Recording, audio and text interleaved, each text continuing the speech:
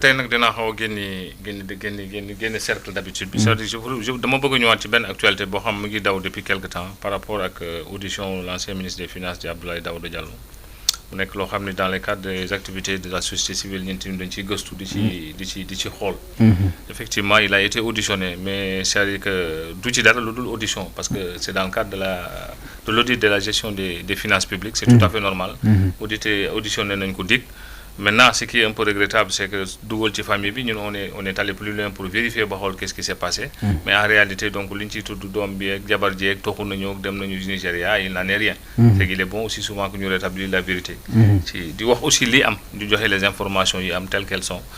Auditionné nañ ko les gens sont en train de l'auditionner par rapport à ça par rapport ak sa responsabilité. Et gëm naa ne aussi en tant qu'ancien un commis de l'État lu ci responsabilité am dina ko assumer. Lu ci dul responsabilité am aussi dina ko leeral. que li ñuy wax rek mooy nous sommes tous pour la reddition des comptes ku ci nekk li nga xam ne laalee nga ci sa loxo dox na ci kan li yoon tegu sa kaw. am na solo El Hadj Malick. ok merci bon man thème bi neexoon na ma mais déguerpissement laa bëggoon wax.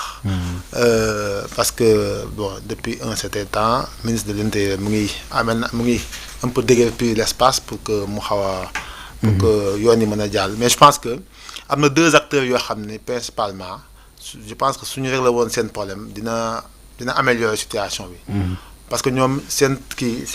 liggéey day àndaale ak matériel comme par exemple les mécaniciens. ak menuisiers yi. Parce que boo xoolee tous les acteurs yi nekk si dans le secteur informel.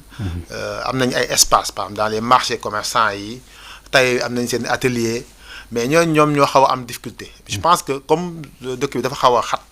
am na ay poches yu am comme par exemple soo xoolee si autoroute bi des fois ñu bàyyi espace yu mag yoo xam ne des fois dañ fay ñëw occuper que ñuy jaay xar yi ñoo koy occuper ak yooyu. Je pense que genre espace yooyu moo nañ di aménager des espaces yoo xam ni ñooñu dañ leen fa mën a regrouper. su leen fa regrouper yenn service état yi mën leen a accompagner comme APIX comme ADPME comme d'autres structures yoo xam ni di leen mën a defal ay formations. Comme maintenant léegi ñu ngi ci comment dire électronique bi ñu mën def ay formation accompagner leen ci financement yeeg yooyu dina tax ñu libérer espace parce que ñun ñi ñëpp suñu buntu kër yi ñu ngi ciy toog da ngay xooloo ba sonn. Donc je pense que li ministre def rafet na baax na. Mais je pense que des na benn pan bu des moom mooy comment par exemple replacer les gens dans l'espace ba nga xam ni dina mën xale yi nañ fa mën a toog quoi. Parce que je pense que. Système bi am ni régime bi am ni temps bi jeex na donc naa si ñëwaat mi ngi noonu daañu ci ñëwaat léegi sax ndax am na ci yéen liggéey bu am solo bu ñu ci def docteur sama croisé. ok merci beaucoup dama ciy profiter ci minute bi rek nuyuwaale le mouvement des sympathisants et sympathisantes du président Ousmane Sonko dirigé par Arona Gueye voilà di wax ni marché Thiaroye bu ma leen nuyoo ba pare commerçant yi am na jafe-jafe boo xam ne ñu ngi koy dund depuis 2017 par rapport ak projet TER bi impacté yi le nouveau marché bi nga xam ne dafa nekkoon en construction te ba léegi ça tarde à finir ñu interpellé ci APEX am na rencontre yu bëri yu am bind nañu président commerçant yi APEX recevoir na leen échange am na mais évolution amul donc impacté yooyu nga xam ne dépassé na le millier vraiment gouvernement bi war na accélérer parce que ñu ci bëri ñenn ñi gaañu nañu ñenn ñi seen kër tas na ñu nekk ci ay jafe-jafe war nañ leen taxaw donc di encourager vivement le président Mamadou Demba Thiam bi nga xam ne moo diriger le collectif des impactés du TER nga xam ne mooy collectifu commerçant au marché Thiaroye. Merci beaucoup jërëjëf Maodo. waaw jërëjëf bon man nag comme yàlla dafa dogal ma dëkk Saloum nekk aussi baykat may wax rek ci campagne de commercialisation bi que jamono ji ñu toll nii sama mbokk baykat yi dañoo jaaxle lool. parce que bay ba heure bi te ba léegi état mënagul fixer prix bi ñu mën a xam lan la ñuy jëndee gerte daaw ci heure bi xamoon nañ prix bi fixé woon nañ ko à 305. ren nag yàlla dogal na ba fii may wax ak yow opérateurs yi ñu ngi exploité baykat yi façon exploitation boo xam ne ñaaw na parce que prix gerte bi état na ko xam opérateurs yi ñu ngi koy jëndee 225 francs te daaw ñu ngi ko fixé woon à 305 francs loolu nag lu ko indi lépp du lenn lu dul prix bi nga xam ne dañ ko yéex a fixé donc du coup balaay état di fixé prix am sax bu moytul baykat yi danañ évacuer seen gerte gi parce que soxla yi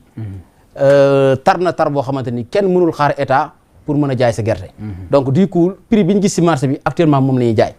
kon kay état bu fekkee ne sax fixé gul prix li gënoon mooy mu tere bépp commerçant mu jëndee yenn prix parce que lii c'est de l'exploitation donc en même temps aussi mu jéem a ibbi marché bi fekkee état moom dafa amul kattan pour jënd gerte gi mais na au moins na woo Chinois yi wala moo américains yi wala Turquie au moins ñu ñëw pour mën a vraiment jënd gerte gi le plus rapidement possible en tout cas loolu daal vraiment cri de cœur la boo xam ne bëggoon naa ko jàlle si incha allah mu nekkoon ponk ñi fas yéene di yaatal tout le temps bu dee am na ci li ko jar lu ci mel ne opération de déguerpissement bi gis nañ ne fan yi yaatu na lool démb rek ci guddi Issa am nga image yi foofu le temps que ñu ñëw ci biir waxtaan bi mu mel ne lu mel ne rond point Liberté 6 ak yeneen gox yu bëri ci Ndakaaru ñu ngi koy commencé di gën a accélérer depuis bi ministre de l'intérieur jëlee dogal bu ni mel mu nekk loo xamante ni soxal na askan wi tamit ñu waxtaane ko El Hadj Malick nga ñëwaat ci baax parce que yaa ngi woon ci ponk boobu. waaw merci en fait dama bëggoon wax rek ni. dafa am benn lu des. si déguerpissement yi parce que ñëpp gis nañ ni baax na. mais je pense que mesure d'accompagnement yi moo des. c'est-à-dire que les jeunes qui sont là dañ nekk si activité informelle et activité traditionnelle la sax parce que activité moderne bi moom mooy accaparer ressources ba nga xam ne ces acteurs-là sont un peu laissés en rade. Et je pense que foofu noonu l'État doit insister pour capter comment dire l'emploi des jeunes. Je pense que dans le programme du nouveau gouvernement. baykat yi nga gis ni y a un plan qui est très clair boo xam ne sàmmkat yi nappkat yi mais je pense que y a un secteur qui est un peu intermédiaire boo xam ne industrialisation moo koy xaw a làq muy un peu l'artisanat mooy tout ce que ñun l'industrie traditionnelle je vais appeler ça comme ça pour que nit ñi xaw a comprendre mooy que ni tout ce qui est artisanat dañ ko xaw a bàyyi et je pense que suñ ko accompagner mooy lier un peu industrie bi parce que les anciennes industries les industries modernes c'est des anciens artisans c'est des ateliers par exemple la voiture est venue de la charrette donc il faut que ñu xam ne bu ñu bëggee lier l'industrie au secteur primaire il faut que secteur intermédiaire bi nga xam moo fi nekkoon mu nekk artisanat bi il faut que les autorités aussi accompagnent leen en les mettant dans des zones def leen ay zones yu nga xam ne c'est bien identifié service état yi nekk fa accompagnement bi war si service ay ADPM ak yooyu mën leen a topp defaral leen je pense que loolu daal moo xaw a manqué si déguerpissement yi mais je pense que c'est salué par tout le monde ñëpp d'accord nañ que ni c'est. Bon, c'est une très bonne chose. Faudrait-il d'abord que l'information directe, que les gens puissent être informés et si nous poser les mesures d'accompagnement. Mais c'est une volonté pour les Sénégalais. Et prions aussi que nous puissions réussir. Parce que nous avons réussir jusqu'au bout de sa logique. On espère aussi dans l'entente, dans la discussion, dans l'échange quand même, de nous trouver la bonne information, la bonne piste quoi. Parce qu'ils ne sont pas compliqués. Ils sont dans l'informel, sur les trottoirs et tout ça. Ils ne sont pas très compliqués. Il suffit juste de partager avec nous l'information, attend, nous avons des dispositions, accompagner dans le cadre de la mise en place des mesures d'accompagnement. Mais nous, quand même, c'était de l'anarchie, tout le monde en a besoin quoi. Comme Nico a apte dit, on a besoin de redresser le pays dans ce sens aussi. Il faut nous redresser à faire quoi. apte yéen redressement bi doy na war parce que gars yi foog nañ ne lii nii du woon bokkutoon ci digg bi. bon de façon xam nga àdduna moom lépp laaj na mu topp benn processus. et que nit moom bu nekkee foo xam na ni moomu ko te xam na ni bés bu nekk bu xëyee yoon mën na dal ci kawam. fu mu toll war na jël ay matuwaayam. parce que defe naa ne comme niñ ko waxee. Plus d'une dizaine d'années, peut-être même d'une vingtaine d'années, nous avons formaliser le secteur informel. Quelque part, négligence amna côté population, mais aussi autre part, volonté politique parfois d'affaires manquer. Parce que de théoriser à travers des rencontres, des séminaires, de produire des documents, sensibilisation bi du egg fi nga xam ne fa lañ koy xaaree loolu yëpp dafay créer benn gap boo xam ne de communication entre autorités yi ak population yi nga xam ne ñoom ñoo nekk ci yenn zone yoo xam ne waruñ fa installé wu donc de sorte que il y a des organisations par rapport ak secteur informel bi secteur commerçant de sorte que état amna vraiment ay plateforme yo xamné mën nako utiliser pour communiquer ñom renforcer len parce que tay bo déguerpiré nit ñi defé nané ya ngi yok quelque part chômage bi donc ça doit être encadré encadrer préparer leen des sites de recasement parce que effectivement installation sauvage kenn bëggu ko anarchie la mais bu fekkee ne mbir yàgg na fenn ba population yi adopté ko nangu ko ça devient culturel. Voilà donc nag. parce que pour dëgg li ngay wax rek ku lu mel ne démb ñoom am nañ ñoo xam dañ ne ku jiite opération bi démb directrice des techniques au niveau de la commune de Grand Yoff daf ne fii duñ ko considérer comme site de recasement parce que nekkul marché donc mais pour dëgg li ngay wax day dem ba mujj gars yi ñoo koy formé ñoo koy waaw moom mooy li ma wax rek bëri na parce que marché bu formel defe naa ne fii ci Sénégal bëriwul bu fekkee ne dañ koy compter xëy na du mat sax juróom te pourtant marché yi c'est des milliers de marchés insécurité bi ci am incendie parfois branchement anarchique yeeg yeneen ak yeneen insalubrité bi defe naa ne baaxul ci population yi donc defar ñëpp a ko soxla mais man daal li may wax mooy encadrer ko ba nga xam ne du indi yenn souffrance yi sur le plan économique ak sur le plan social loolu yëpp dafay dimbali état parce que aussi ñoom ñoo yore carte yi de ñooy voté te ñoo fi ëpp donc di leen sóoraale ci boo leen di présenter ay programme ba ñu yaakaar la aussi baax na vraiment pour que li ngay def mu jëm seen kaw aussi ngeen déggoo ci ñoom dañ koy rafetlu dinañ ko rafetlu waaye bu gaawee trop tamit vraiment day metti ci xol te du arranger aussi population yi Maodo El Hadj waaw man day li ma ci wax rek mooy déguerpissement moom dafa war a ànd ak courage politique parce que bépp régime bu ko songu te teel a xalaat deuxième mandat doo ko mos a def parce que dafa nekk lu sensible et que secteur informel bi la 60% du monde actif ci loolu la ñuy yëngatu donc du coup bu fekkee ne am na lenn looy sóoraale rek jàppal ne moom doo ko mos a def te nag balaa ngay xam ne déguerpissement doo ci émotion quoi non doo ci dem ak émotion il faut nga nekk koo xam ne nii ku métti ngay doon am objectif bu wóor bu leer toujours damay faral di joxe l'exemple de Khalifa Sall bi mu ko commencé ñëpp ko doon yuuxu ñëpp ko doon ŋàññi mais avec son courage politique dem nañ sax ba à la limite loolu moo ko mayaat deuxième mandat parce que dem nañ après résultat yi bi mu leeree nit ñi gis nu Dakar rafetee nit ñi gis ni mbedd yi yaatoo Dakar nooyiwaat on s'est rendu compte que ne courage politique rek moo am solo nit nag lépp lay dugg te àndoog ci courage doo si génn surtout que nag ñi régime bi fi nekk ñoom yàlla daf leen nattoo ñoom ñi nekk ci secteur informel bi seen i nit leen boo xoolee seen électorat bi yëpp foofu la nekkee donc du coup buñ ci dawal tuuti sentiment rek duñ mos a dem au bout tey bu la yàlla dimbalee ba nga dem ci réewu Afrique yi da ngay gis na que ne ñoom ci côté boobu dañuy see raw lu bëree bëri parce que da ngay gis na ñoom seen cadre de vie dafa taaru dafa jekk ba yow da ngay sax am envie génn pour mën a défilé wu mais Sénégal boo fi ñëwee encombrement bu fi nekk kenn xamul lu mu nekk ba pare ànd ak indiscipline boo xam ne kenn xamul lu mu toll et que je pense que jamono ji war nañoo toll foo xam ne au lieu que sax même ñi def ay cantines souterraines mais pourquoi pas ñu def ay terrasse étage R+1 R+2 recaser ñëpp foofu noonu puisque fekkee espace bi am même espace bi tey boo demoon Colobane tey ay centres commerciaux yu mag a mag recaser fa nit ñi su boobaa non seulement di nga mën a libérer marché bi mais di nga gën a sax taaral dëkk bi et puis nit ñi danañ gën a mën a am parce que tablier marchand ambulant boo ko waxee rek mooy nekkatoo ci lu formel. c'est ça parce que aussi ambulant mooy kuy wër. mooy kuy wër dem ba créer benn marché bu jaba boo xam day mujj nag donc. absolument jël espace public. absolument voie publique bi. te d'ailleurs sax pour un petite digression boo xoolee suñu économie bi sax lu ko gën a étouffer loolu la. parce que tey jii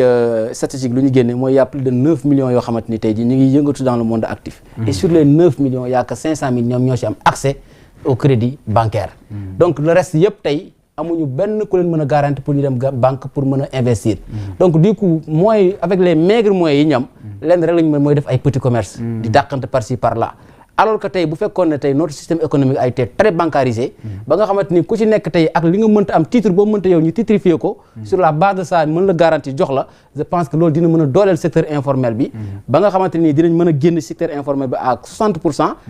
balancer leen ci secteur formel bi su boobaa impôt bi dina gën a exploser état dina ci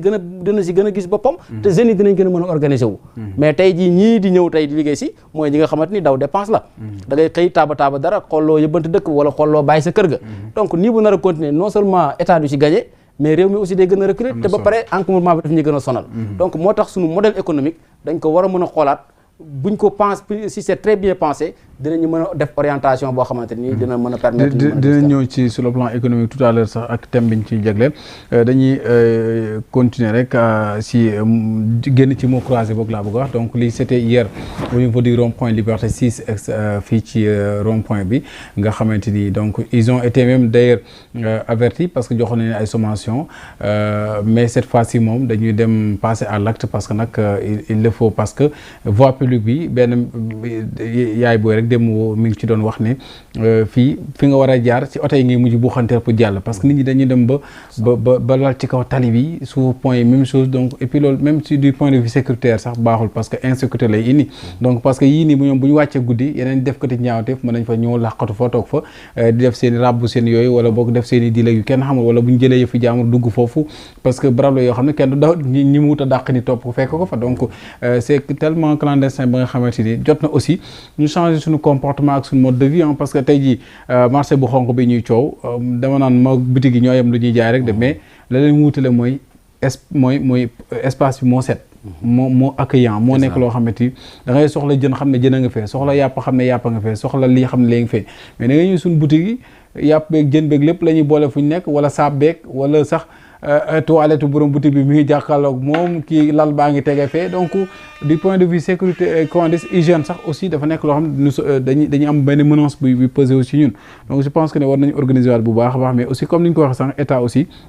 di anticiper jël ay matuwaay yoo xamante ni bala nga naan naam ne fa tamit wut ay barab yoo xamante ni boobaa nag di nga gën a mën a jëli bâton bi parce que boo wutee barab boo xam ne di nga fa mën a yóbbu nit ñi comme ni nga ko waxee sànq docteur wax ko sànq dana tax daal ñooñu tamit daan seen doole ay liggéeykat lañ mais mënoo ñëw rek tamit buub noonu rek aussi après c'est ñu bëri ñoo xam ne bu leen xeebal loolu donte petit commerce la mais am na ñoo xam ne petit ci café boobu ñuy jaay rek 100 francs café boobu ak leen amal njariñ leen di fay ay soxla yu bëree bëri donc je pense que il reste juste une organisation ñu mën cee dem voilà ñu dem ci politique bi dem jóge moo croisé dem ci thème bu njëkk bi soxal na wàllum tension bi am jamono yi ci langue politique temps yi moom waa nguur gi ñoo aaye opposition bi dañoo fégal ñoom docteur Assane ñoo nekk nii ci bërëbu waxtaanukaay yi docteur sànq dañ ci ñëw mooy apte bi fan yii de communiqué bu mujjee génn je pense que ne war nga maa mën a may communiqué bi dégguma ci apte mais yow man apte laa gis nga identifié te apte sax gis naa ñeneen du yow kese lan moo waral lool. ban communiqué la. bi jugee bu ñoom ay dafa bi wane keroog. ah non loolu Pastef la. waaw c'est le bureau politique de Pastef. waaw quand bu ñuy wax apte nag là il s'agit de la coalition Diomaye président. bi war a muer vers le non apte. c'est en fait c'est la coalition Diomaye président. moom moo war a changer de nom. pour ñu tuddee ko apte. qui n'a rien à voir ak le bureau politique bi nga xam ne moom le président recevoir woon ñu def seen communiqué à travers le bureau politique de Pastef. donc ñaar yooyu bokkul parce que Pastef fait partie intégrante de la coalition Diomaye président donc nouvellement ñu koy commencer di fexe pour nit ñi di ko approprier wu di wax apte parce que on s'achemine vers lu ñuy wax structuration coalition bi pour mun a génne fësal officialiser le non apte man nag par anticipation rek laa koy wax mais jusqu'à présent c'est pas encore officiel mais comme déjà ci meetingu 8 novembre bi tour bi jip na nit ñi commencé nañ di ko wax